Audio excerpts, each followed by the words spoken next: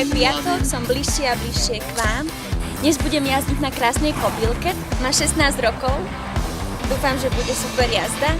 A zajtra už som v cieli. Držte mi palce.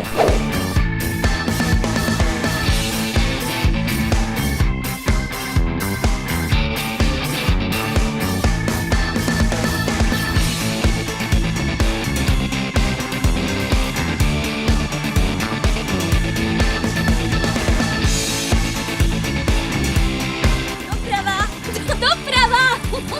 Zorka!